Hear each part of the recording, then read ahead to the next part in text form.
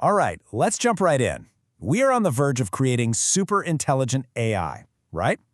But here's the billion-dollar question, maybe the trillion-dollar question. How do we make absolutely sure that it's on our side? We're talking about a project that's tackling this head-on, and it's called FLUSTERRING. Yeah, this question really hits home. It's inspired by the work of Max Tegmark, and it reframes the whole AI safety debate. We're not just talking about code and algorithms here. We're talking about the world our kids will grow up in. And you know, as AI gets exponentially smarter, the stakes, they just keep getting higher and higher. This is not a drill. So, faced with this massive, massive challenge, what do? For a long time, the answer was write more rules. Just program an endless rulebook. But that's clunky, right? It's impossible to cover every angle. But what if? What if we tried something completely different? Instead of teaching AI rules, what if we could teach it to feel? To understand human morality on an intuitive level? What if it could learn from something as subtle as a whisper? Okay, so here's our game plan. First, we'll look at why AI needs a compass in the first place. Then we'll get into this wild idea of an ethical tuning fork. We'll see how it's being tested in a real city, Aachen. We'll check out the tech that captures the unspoken stuff. And finally, how they plan to take this idea global. So, Section 1. An AI without a compass. Imagine building the fastest rocket ship ever, but you have no navigation system. That's kind of where we are with AI. We're creating something that will be way, way smarter than us. And the absolute #1 priority is making sure it's heading in a direction that's good for all of humanity. It's a puzzle that's keeping a lot of very smart people up at night. So the traditional way to tackle this, it's all about brute force. You try to program in a bunch of rules. Don't do this, always do that. But the thing is, life is messy. You can't possibly code for every single situation. It's a system that's bound to break. And this is exactly where FLUSTERRING flips the script. It suggests we move away from hard-coded rules and towards something much more organic, something like intuition. All right, Section 2, an ethical tuning fork. This is such a cool metaphor. Think about it. A tuning fork doesn't tell you what notes not to play, it just gives you a pure tone, a reference point for harmony. That's the idea here. We're not giving the AI a list of don'ts. We're trying to give it an internal sense of rightness, a moral compass it can check against before it makes a move. Okay, so how on earth do you do that? The magic ingredient is something they call an R print. Now, this is super important. An R print is not a recording of your words. It's a fingerprint of how you communicate. Think about the rhythm of your voice, the spaces between your words, the hesitations, even things like vibrations. It's all the nonverbal stuff, the feeling behind the words. And the key thing, the actual content, the words you say, are thrown away. They're never stored. And this difference between form and content, honestly, it's the whole ballgame. Usually when we collect data, we're grabbing the content, the words, the transcripts, the stories. FLUSTERRING says, nope, we don't want that. It's focused entirely on the form, that unspoken layer where all the real stuff happens, right? The emotion, the intent. It's about capturing the vibe, not the vocabulary. Okay, so this is all a bit abstract, I get it. How do you actually capture the vibe? Well, this brings us to Section 3, where the project gets its hands dirty. They started in a very special place, the city of Aachen in Germany, and it wasn't a random choice. Aachen is like a living history book, just full of these powerful stories of unity, war, and healing. It's the perfect place to start building that moral compass. They've zeroed in on 4 big themes that really define the soul of Aachen. First, you've got its identity as a border city, a place where different cultures meet and coexist every single day. Then there's this deep, deep history of unity, going all the way back to Charlemagne. Third, the heavy stuff, the scars of war, which serve as this constant reminder of never again. And finally, there's healing, embodied by the city's famous thermal springs. It's a place of recovery. So to capture these ideas, they've set up these, well, let's call them rituals.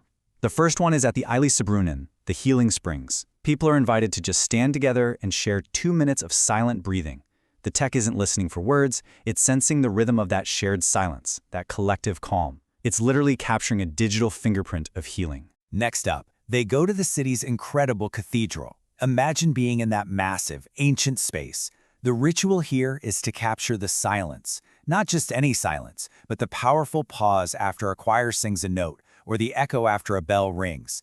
The tech is measuring what's left in the air, the feeling of awe and history that hangs in those moments. The third ritual is much more somber. It takes place along a path near the West Wall, which was part of Germany's defensive line in World War II. Here, people just take a slow, quiet walk. The sensors are tracking the way they move through patches of light and shadow, the pace of their steps. It's about capturing the physical form of reflection, of grappling with a dark history. And for the last one, we shift from the historic to the everyday. They set up at a busy border crossing. Here, it's all about the rhythm of daily life. The system is just observing the little moments, the micro-pauses, as people wait for a train, the flow of the crowd. It's a lesson in how we navigate shared spaces, a lesson in patience and coexistence, happening 1,000 times a day.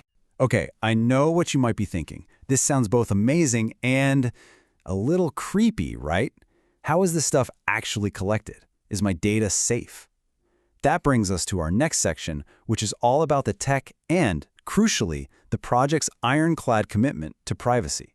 Meet the Hum. It's this simple little device. Think of it as an invitation. You just find a quiet moment, hold it, and share whatever you want, a thought, a feeling, a memory. You can speak words or you can just be silent. The device captures the form of that moment. And here's the best part. You are 100% in charge.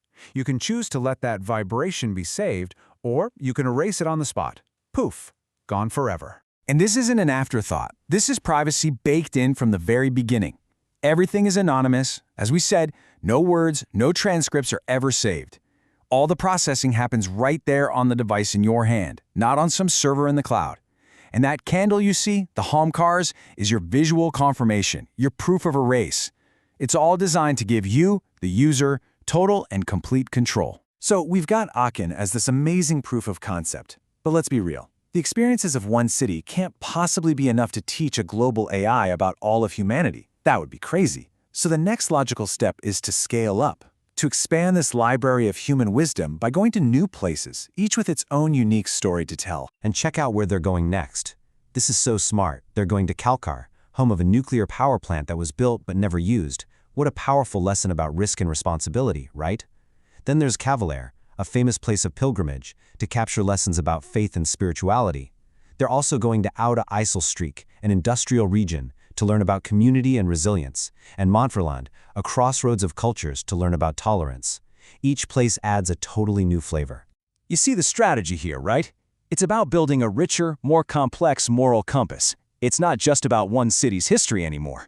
It's about adding these layers of risk, faith, industry, and culture to make the AI's understanding of us way more nuanced and, frankly, way more accurate. But they're not just expanding geographically. They're also expanding the types of human experience they're learning from. They are specifically reaching out to people who lived through WW2, to people who are blind, and to people with speech disabilities.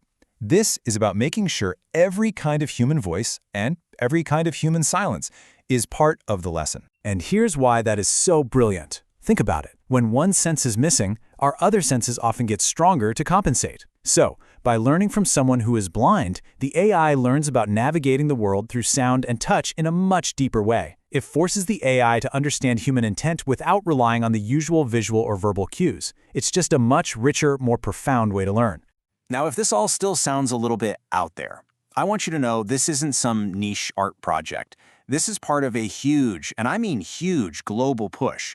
Just look at Emory University's Empathetic AI Institute. They recently got over $100 million in funding. That's serious money. It shows that creating empathetic AI that can actually understand us, is becoming a major priority around the world. And that really brings it all home, doesn't it? What projects like FLÜSTERRING are trying to do is build an AI that learns from our collective soul, from our history, our memories, our greatest achievements, and our deepest regrets. Which leaves us with a really big question to chew on. If we're going to teach an AI from the whispers of our shared past, what are the things we absolutely, positively cannot afford for it to mishear?